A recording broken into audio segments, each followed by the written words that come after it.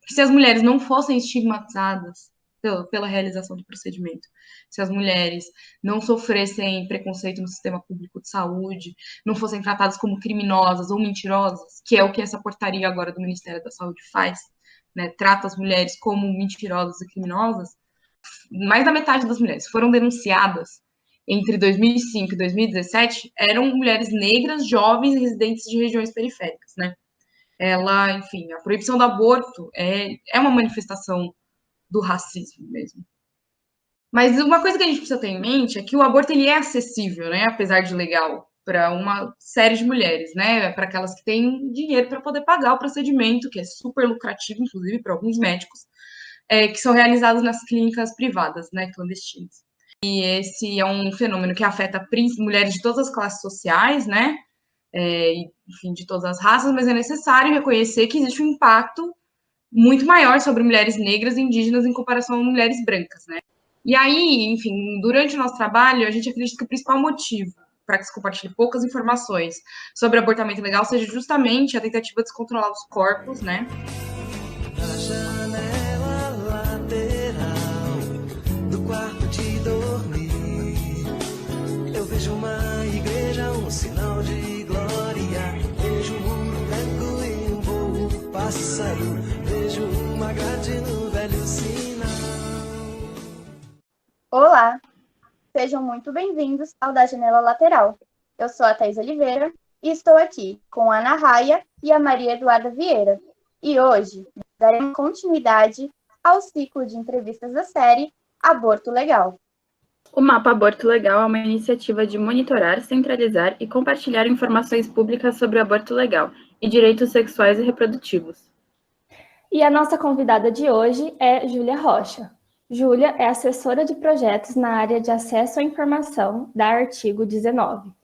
E hoje será porta-voz da Artigo 19, abordando o tema do aborto legal. Bom dia, Júlia. Agradecemos a sua participação aqui no programa. Seja bem-vinda. Bom dia, gente. Obrigada. É um prazer estar aqui com vocês e poder compartilhar um pouco do trabalho que a gente tem feito nesse tema. Prazer é nosso, Júlia. Então, para começar nossa conversa, eu gostaria de perguntar, além do tabu, quais são os obstáculos que ainda existem para a não divulgação do aborto legal? Só para fazer uma contextualização também, a Artigo 19 é uma organização de direitos humanos, né? Trabalha com acesso à informação, mas pensando esse direito como, na verdade, uma ferramenta para acesso a outros direitos, né? E aí, enfim, durante o nosso trabalho, a gente acredita que o principal motivo para que se compartilhe poucas informações sobre abortamento legal seja justamente a tentativa de descontrolar os corpos, né? E a capacidade reprodutiva de mulheres, principalmente mulheres não brancas e socioeconomicamente desfavorecidas, né? A gente sabe que esse é um fenômeno que afeta mulheres de todas as classes sociais, né? Enfim, de todas as raças, mas é necessário reconhecer que existe um impacto muito maior sobre mulheres negras e indígenas em comparação a mulheres brancas, né? Que também deve ser observado nas demais faixas etárias, né? Sabendo que meninas sofrem muito mais com a dificuldade de acesso por uma série de questões, principalmente a dificuldade de se identificar uma gestação infantil nas primeiras semanas, né? E também, claro, por uma questão familiar, de muitas vezes as meninas, elas são as meninas que, enfim, engravidam, elas são vítimas de estupro, muitas vezes por familiares, e isso, enfim, é um obstáculo muito gigantesco que precisa ser superado para que elas consigam acessar o direito, né? E também é preciso reconhecer que existe, dentre os funcionários que fazem o primeiro atendimento para esse acolhimento, um medo de retaliação por parte dos superiores, né? Isso é uma hipótese que a gente tem, que a gente, enfim, levantou depois de fazer da criação do mapa, né? Só que para isso a gente parte do pressuposto de que essas pessoas elas estão informadas, né, sobre o direito do procedimento. Então elas têm medo de acolher e fazer o atendimento corretamente quando elas sabem que esse é um direito. Só que muitas vezes os servidores, as servidoras públicas do ramo da saúde pública, eles não têm ciência da despenalização do procedimento nos três casos previstos em lei, né? Então, em caso de estupro, anencefalia fetal e também risco de vida para gestante. Então, acho que é um misto de desinformação eu nem diria um tabu, assim, né? É óbvio que existe o tabu, existem profissionais de saúde que são muito hostis à ideia da realização do procedimento, mas sim um medo de retaliação, principalmente no contexto mais conservador que a gente está vivendo hoje. Penso numa segunda pergunta, que é, de acordo com o mapa do aborto legal, 64 hospitais deixaram de realizar o atendimento. Por quê? Então, quando a gente fez o primeiro levantamento, de fato, 64 dos 176 hospitais que foram contatados falaram que não faziam procedimento, né? E a gente tinha ali uma metodologia para identificar se eles estavam de fato falando que não faziam. Então, quando eles falavam que não sabiam se o procedimento era realizado e falavam com todas as letras aqui não se faz aborto legal, a gente considerou que não se fazia o procedimento, né? Só que poucos foram os equipamentos que ofereceram uma justificativa para isso, né? Então, eu acho que a gente volta para o que estava rolando na outra pergunta, que é, enfim, são as hipóteses que levantamos de hostilidade à ideia do procedimento, de medo de retaliação, ou, enfim, até mesmo falta de informação, né? Só que a gente recebeu algumas respostas que foram distantes, assim, do que a gente acredita que seriam, enfim, um acolhimento correto no sistema de saúde, né? Que é tipo, não, Deus me livre, aqui a gente não faz isso. E aí teve uma que foi muito especial, assim, entre aspas, que foi aqui não defendemos direitos humanos para bandido, né? Então não fazemos porque aqui se defende os direitos humanos. Foi bem horrível. Complicado. Nossa, demais. Então, né, baseado no que você estuda e na sua vivência, qual a justificativa para a não legalização do aborto? Uma vez que a curetagem e internações devido a complicações decorrentes de abortos clandestinos geram custo para a saúde brasileira. Acho que porque principalmente um problema que afeta mulheres e meninas negras, né, e pobres. Então, quando isso vale para outros tipos de serviços públicos, né? E que quando se trata da efetivação de direitos para mulheres e meninas pobres e não brancas, existe um desfalque gigantesco, né? Então, mulheres negras e indígenas, elas não são uma prioridade dentro da garantia de direitos, né? Principalmente por conta do patriarcado racista, mas também, enfim, do neoliberalismo, né? Mas uma coisa que a gente precisa ter em mente é que o aborto ele é acessível, né? Apesar de legal, para uma série de mulheres, né? Para aquelas que têm dinheiro para poder pagar o procedimento, que é super lucrativo, inclusive para alguns médicos, que são realizados nas clínicas privadas, né? Clandestinas. Então, as pessoas que pagam caro e conseguem fazer o procedimento com segurança, é óbvio que elas também vivem isso num contexto hostil, né, e não acolhedor à pessoa grávida. Só que mulheres e meninas de maioria negra em situação de precariedade econômica ou dificuldade de acesso, mesmo as clínicas clandestinas, elas precisam recorrer a métodos inseguros, né, como a intervenção cirúrgica em clínicas de alto risco, procedimentos caseiros com objetos pontiagudos, ou até mesmo a aquisição do remédio no mercado paralelo, né? O que também é muito caro. Ou seja, por mais que as pesquisas apontem que metade das mulheres que recorrem ao procedimento autonomamente, né, sem um amparo, o acompanhamento médico, sem fazer isso no sistema de saúde, e isso dá umas 250 mil mulheres por ano, né, de acordo com a pesquisa do ANIS, o Instituto de Bioética. Então, cerca de 250 mil mulheres ao ano precisam de cuidados devido às complicações adquiridas no procedimento feito de maneira, enfim, não irregular, mas, enfim, fora do sistema de saúde. Então, por isso ser uma questão também que afeta meninas e mulheres já vulnerabilizadas pelo racismo estrutural e pela desigualdade social, faz com que isso não seja visto como uma questão urgente, por mais que os números apontem outra coisa. Né? São 250 mil mulheres recorrendo ao sistema de saúde por complicações, por fazerem um procedimento, como você mesma falou, que não traz grandes riscos para as mulheres, né? Acho que é importante a gente lembrar que você seguir com a gestação e, enfim, realizar o parto de maneira normal, ou até mesmo cesariana, acho que cesariana mais do que o normal, é mais perigoso do que fazer o aborto no sistema de saúde e com acompanhamento médico e nos primeiros meses, né? E acho que tem um outro aspecto também, que penalmente esse é um fenômeno que afeta também mais as mulheres negras, né? Então, mais da metade das mulheres foram denunciadas entre 2005 e 2017 eram mulheres negras, jovens e residentes de regiões periféricas, né? Enfim, a proibição do aborto é uma manifestação do racismo mesmo. Durante o período de pandemia, ocorreu alguma mudança no atendimento às mulheres que recorrem ao pedido de aborto? Ocorreu algum acréscimo desses pedidos? Então, o que a gente conseguiu constatar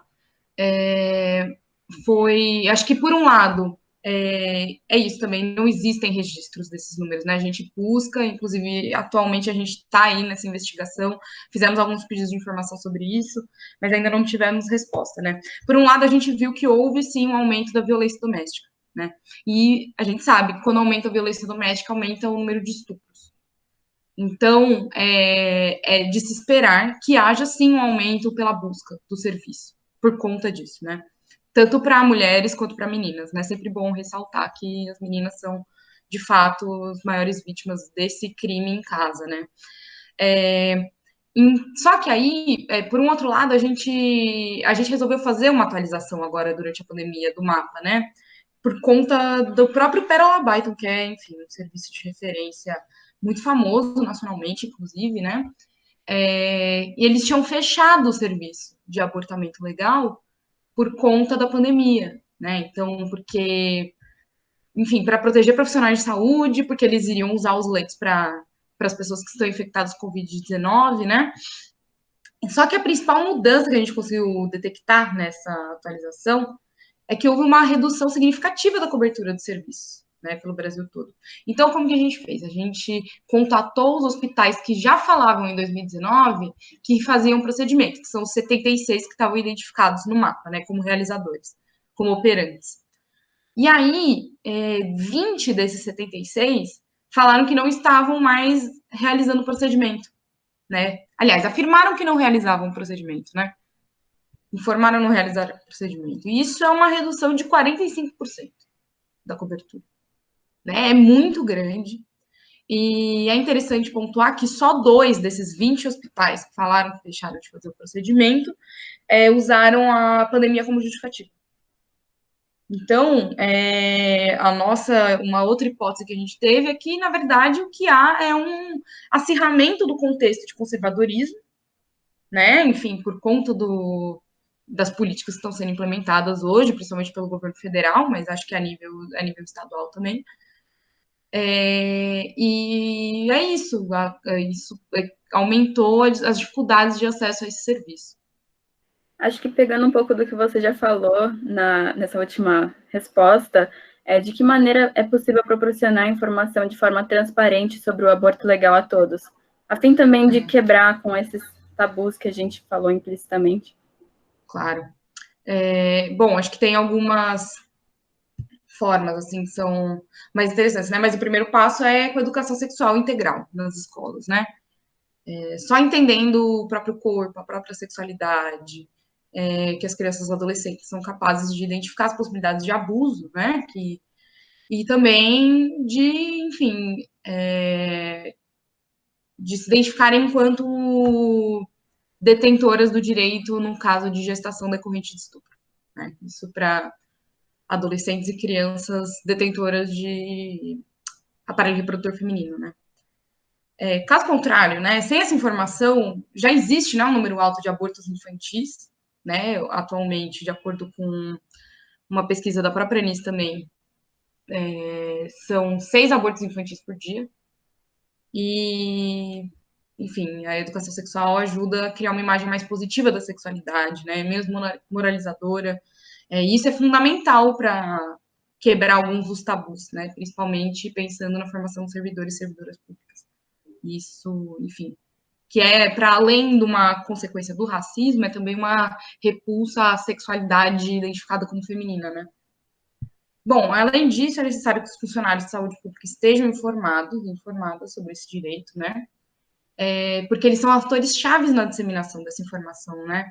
Então, o correto acolhimento nos serviços de saúde, nos casos de aborto legal, vem, inclusive, com uma parte muito importante de acesso à informação, né? Que acho que o primeiro passo é um consentimento informado, então as mulheres, elas sabem o que está acontecendo ali, o que vai acontecer com o corpo delas, mas também, ao final, ela recebe informações sobre métodos contraceptivos, ela pode escolher um método contraceptivo, então, tem uma parte muito importante de acesso à informação nesse trabalho, né? Então, acho que tem também que dar uma atenção especial para servidores de saúde da família ou que trabalham em UPAs e UBS, né? Porque no caso de comunidades indígenas e quilombolas, essas pessoas, elas são a principal fonte de informação para a saúde, né? Enfim, das mulheres, meninas que atendem. E também acho que o importante é fazer com que a informação chegue de fato na mão das pessoas, né? Então, é óbvio que o mapa ele traz ali, ele centraliza uma série de pontos muito importantes para a efetivação desse direito, só que ele depende ainda do uso da internet, né? Por exemplo. Então, isso acaba alienando uma série de mulheres de conseguir acessar essa informação, né? Então, essa responsabilidade também, ela segue sendo do poder público. Então, por mais também que artigo 19 ou outras organizações, né, mas que fazem, né, esse trabalho, inclusive, né, que compartilhem essa informação direto com cidadãos e cidadãs, essa, na verdade, é uma obrigação do poder público. Então, a gente precisa continuar cobrando que o Estado faça a sua função, né? E aí, tipo, nesse caso, é importante que os sites da Secretaria de Saúde sejam informativos, que de uma maneira inteligente e intuitiva, com linguagem amigável, que respeite, né, as dificuldades que as usuárias ou os usuários podem ter na obtenção dessa informação, né? Então, colocar, é óbvio, sempre importante divulgar dados, etc., mas colocar isso de uma forma que seja compreensível, porque muitas vezes uma tabela de Excel, ela é muito pouco informativa, né? Apesar de conter uma série de informações, ela é pouco informativa. E acho que essa coisa de chegar na ponta mesmo, então, ter material impresso, ter pessoas que compartilhem essa informação de maneira oral, né, que respeite ali, no caso de comunidades ribeirinhas, comunidades indígenas, comunidades quilombolas que têm uma tradição de troca oral, isso precisa ser respeitado também. Mas acho também que uma saída para as ONGs, né, fazer com que essa informação chegue na ponta através de comunicadoras populares, né? Essa galera faz, de fato, a informação circular, né? Organizações de base também. Só que para que isso aconteça, é necessário que haja informação confiável para ser compartilhada, né? Então, acho que é importante a gente reconhecer que o terceiro setor tem aí enfim, uma limitação, que ele não é produtor de informações sobre serviços públicos em si, né? Muito do que a gente faz é replicar aquilo que já está produzido pelo Estado, né? Então, é importante que essas informações elas estejam disseminadas até para que as pessoas até para que as pessoas consigam fazer o trabalho do Estado, sabe? Então, para que outras pessoas possam replicar essa informação, é preciso que essa informação exista, né? Então, para que sejam feitos panfletos, palestras, capacitações para transmissão dessa informação, é preciso que essa informação já exista de antemão, né? E muitas vezes não existe. Júlia, você já levantou o recorte racial, né, nas suas falas, e acho que foi muito importante. Então, agora eu vou fazer uma pergunta e vou adicionar outra também, baseado no que você acabou de falar. Você tem, assim, esses dados? Qual a porcentagem de mulheres periféricas e de classe média fazendo abortos? As informações sobre o aborto legal e seguro, elas chegam nas periferias, de forma completa? Igual tudo que você falou, você acha que chega de uma maneira confiável? As mulheres sabem que é um direito delas fazer o aborto legal? Tá. Eu vou responder de trás para frente, tá? Mas eu acho que não chega, né? Quando a gente fez um primeiro lançamento sobre o mapa, e na verdade foi um evento para chamar pessoas que trabalham com, enfim, com comunicação em gênero e também que atuam com justiça reprodutiva, eu lembro que tinha uma participante estava na plateia, que era do Nós, né, o Nós Mulheres da Periferia. E uma coisa que ela levantou é que, de fato, não existem informações nem sobre coisas muito mais básicas, assim. Então, tipo, a mulher, ela não tem ciência de quando ela pode fazer uma laqueadura, por exemplo.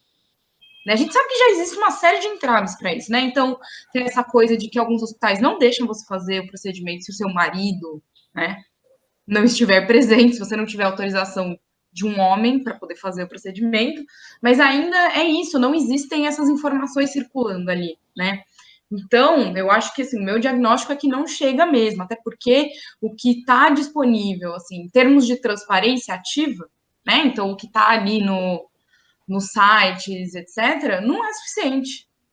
De verdade, assim, tem muito pouca informação. Muitas vezes a informação, quando ela é compartilhada, ela é. E isso eu estava vendo isso esses dias, eu não lembro se era no estado do Rio de Janeiro, mas que era, por exemplo, o direito. Eu acho que era uma coisa tipo que as informações sobre o direito ao aborto legal estavam numa parte específica sobre gravidez na adolescência. E assim, mulheres abortam, né? Enfim, mulheres, para além dos seus 30 anos, elas têm sexualidade também. Então, isso existe uma confusão ali. Essa informação ela é produzida de um jeito muito precário, de verdade. E também é isso, eu acho que a informação que circula, por exemplo, aqui em São Paulo, é de que se você precisa fazer esse procedimento, você vai no Pérola Byton. O Pérola Byton fica num bairro chique em São Paulo.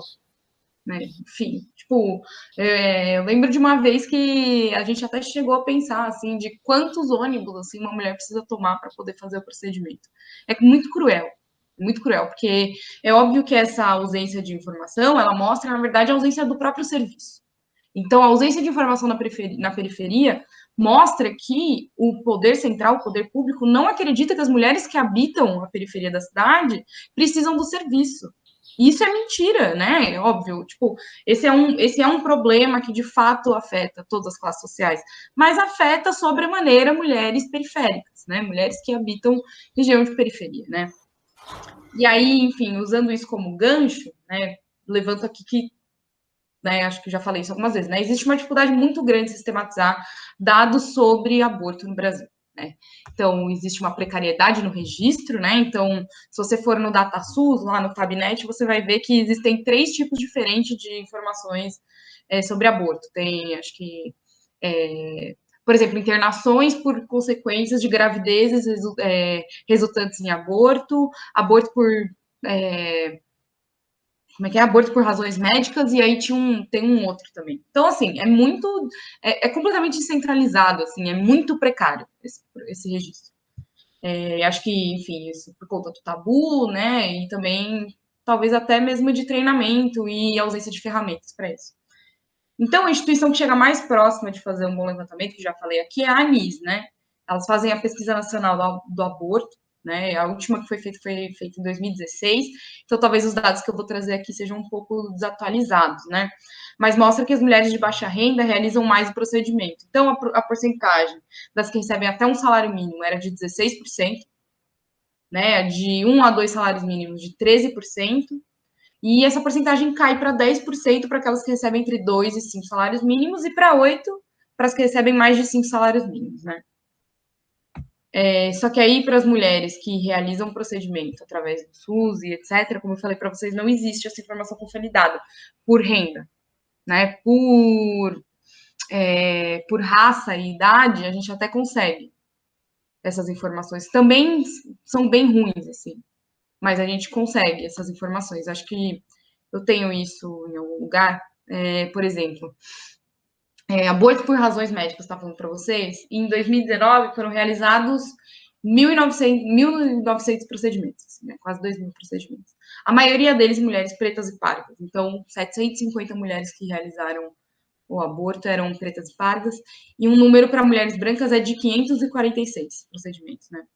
E aí é importante a gente lembrar que para as mulheres amarelas, indígenas, existe também uma precariedade no registro, mas também a própria ANIS tem um registro de que a porcentagem de mulheres indígenas que fazem aborto é muito maior do que para outras raças, né? Eu acho que existem 2 formas, né, de registrar nesse dado, que é vendo a porcentagem das mulheres que fazem, de fato, o procedimento, mas dentro daquele grupo populacional, qual é a porcentagem das mulheres que já teve que fazer o procedimento, né? Quando a gente olha dessa primeira perspectiva, mulheres negras são muito mais afetadas.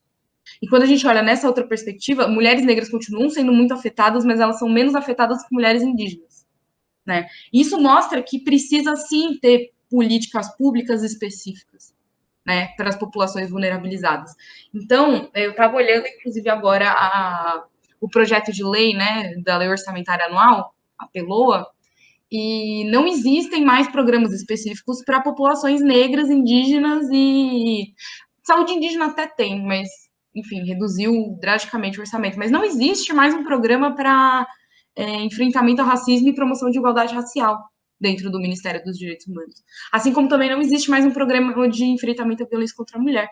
Então, o que a gente percebe, na verdade, é que esses dados que precisam ser desagregados, precisa se ter, sim, um registro para elaboração de políticas públicas específicas e reconhecimento do sofrimento dessas populações, isso é deixado completamente de lado. Júlia, além das consequências psicológicas que as mulheres sofrem após o aborto, quais outras elas sofrem? Bom, acho que muitas sofrem com consequências físicas, né? Então, acho que físicas e também sociais, né? Então, acho que para as mulheres que principalmente precisam fazer o procedimento de maneira insegura e depois recorrem ao sistema de saúde por conta das sequelas, algumas das sequelas elas são irreversíveis, né? Então, tem muitos tipos de infecção uterinas, tem essa pesquisa da Anis, que eu mencionei para vocês, vou até falar o nome dela, que é Aborto porque Precisamos Descriminalizar. Então, é um dossiê que traz não só dados, mas também, enfim, depoimentos de profissionais que trabalham com o tema. Então, muitas dessas mulheres, e aí, só retomando também aquele dado que eu comentei com vocês, que 500 mil, né, que é metade, aliás, 250 mil mulheres por ano recorrem, né, ao sistema público de saúde, e existe um termo no termo médico que chama near miss, que é tipo quando a mulher quase morre, né, que é muito grave. E a porcentagem de mulheres que precisa recorrer ao aborto inseguro e chega nesse estágio de quase perda, né, é de 2,5%. Isso é muito alto.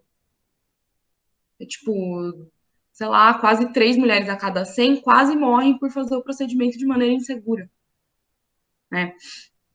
Então, eu acho que... E eu acho também que é importante levantar que as consequências psicológicas das mulheres que fazem o procedimento tem muito a ver com a construção social, né, do tabu em cima do aborto, né?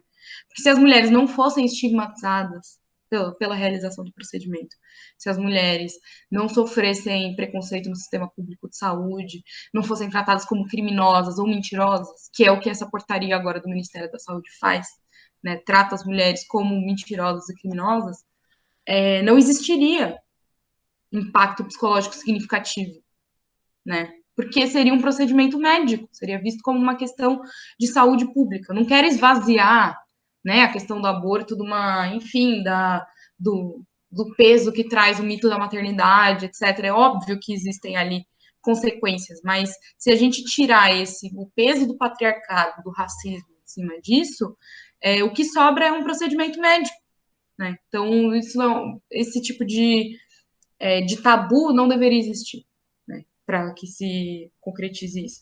E acho que também tem uma consequência muito concreta, assim, né, de que muitas vezes essas mulheres são denunciadas. Então, acho que essa é uma consequência muito nefasta, assim, porque isso é violação do direito de sigilo médico dessa paciente.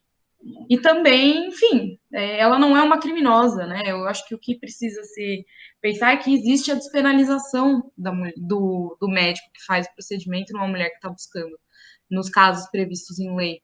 Mas que também a mulher que faz isso fora do sistema público de saúde, ela faz num contexto de hostilidade que não deveria existir. Júlia, pensando mais no caso recente da menina de 10 anos, como é visto o aborto infantil nas clínicas de aborto legal? Quer dizer, o caminho que essa criança passa até chegar na clínica e como ela é tratada? Claro. Eu acho que, bom, a interrupção da gestação infantil, ela não deveria ser tratada de maneira diferente, né? No caso, esse caso, na verdade, mostrou que quando se trata de crianças, principalmente negras e de baixa renda, a ingerência do Estado e da sociedade sobre o procedimento é ainda maior, né? Então, a vontade do Estado de cuidar do corpo daquela criança é muito maior, né? Então, assim, em teoria, toda e qualquer gestação infantil se enquadra no quadro de gravidez decorrente de estupro, né? Não existe consentimento para crianças, né? E pré-adolescentes. Então, sempre vai estar previsto em lei. Significa que a criança tem direito ao acolhimento adequado e ao procedimento. Ou seja, isso nunca deveria ser visto como caso de polícia, mas existe uma narrativa de culpabilização dessas crianças que é muito mais cruel, porque é isso, muitas vezes elas não têm informação ou segurança suficiente para denunciar o aborto, elas não têm informação para identificar que aquilo se trata de abuso. Ou então, eu imagino que uma criança de 10 anos, que, não sei, menstruou uma vez, duas vezes, quando ela fica sem menstruar, ela não identifica isso como uma gravidez. Né? Muitas vezes a gente, não sei, assim, quando a gente menstrua a primeira vez, a gente sente uma coisa estranha no corpo, né? Acho que começa a rolar um estranhamento ali da puberdade e tal. Por isso, para uma criança de 10 anos, é muito mais cruel, né? Muito mais difícil. Então, por conta dessa dificuldade de, inclusive, se identificar, né, a gravidez infantil, deveria haver uma flexibilização muito maior do atendimento, né? Tipo, o que acontece hoje em dia é que não existe prazo para a realização do procedimento, né? Isso não está previsto no Código Penal. O que existem são normas técnicas que estabelecem que talvez até a 22ª semana de gravidez, gestação, né? E até o produto da concepção ter meio quilo, é mais fácil de se fazer o procedimento, é mais seguro. Só que essa flexibilização não deve interferir no direito da mulher de conseguir o procedimento, né? Não existe esse limite, e o médico sempre vai estar despenalizado. Mas eu acho que quando se tratam de crianças é duplamente cruel, porque de fato sempre vai ser uma gravidez decorrente de estupro, de abuso, muitas vezes por conta de um familiar. Então, eu acho que, né, a gente viveu agora um caso que foi emblemático, porque houve mobilização política em torno disso, mas a criança, principalmente no caso, aliás, a criança ela é sempre vista como culpada, assim como a mulher, né? Então, acho que tudo que se passa com a mulher, há uma radicalização quando se passa com a criança, né? Então, não é incomum, assim, que as meninas elas sejam vistas como sedutoras dos parentes que a abusaram, né? Então, elas são culpadas, elas são culpabilizadas por isso, elas ainda são tratadas como criminosas, né? E também acho que existe e esse acolhimento, ele é muito diferente para crianças brancas e crianças negras, né? Crianças não brancas, elas são muito mal acolhidas no sistema de saúde de modo geral para fazer esse procedimento. Então, ainda mais, as crianças negras, elas são hipersexualizadas, né? Desde muito cedo. Então, as crianças economicamente desfavorecidas também hipersexualizadas desde muito cedo. Então, eu acho que o que a gente precisa pensar é que se há dificuldades para as mulheres no acesso a esse direito, para crianças é muito mais. Até porque não se pensa esse procedimento para crianças, né? Então, tipo, normalmente ela precisa chegar num hospital com um monte de adulto para fazer o procedimento, ao invés de ter um acolhimento ali pediátrico, correto, né? Que pense a infância dela, que não, normalmente isso, acho que para além de muitas coisas, a realização do aborto, ela é o fim da infância daquela criança, né? E não deveria ser. Então, acho que eu achei muito positivo, na verdade, que a cobertura que houve sobre o caso da menina de 10 anos no Espírito Santo mostrou que aquilo ali estava acontecendo com uma criança, né? Então, fizeram várias referências ao fato de ela estar sempre carregando os bichinhos de pelúcia, de que tudo que ela queria que aquilo acabasse para ela voltar a jogar futebol. Então, são crianças, né? E muitas vezes elas são tratadas como adultas, porque são hipersexualizadas e culpabilizadas e criminalizadas. Obrigada, Júlia. Foi uma honra ter você aqui hoje, dando essa entrevista pra gente. Amamos sua participação no Da Janela Lateral. Eu que agradeço, gente. Muito obrigada. Foi de fato uma honra também. A gente está aí trabalhando para melhorar o mapa e fazer ele mais presente na vida das mulheres, assim. Obrigada, viu? Obrigada, Júlia. Obrigada. Gente, obrigada, um beijo. Até mais, parabéns pelo programa de vocês. Muito Obrigada, legal. vai sair lá, hein? Até mais, gente. Brigadão, viu? Obrigada. Até. Tchau. Tchau, Júlia. Tchau, obrigada.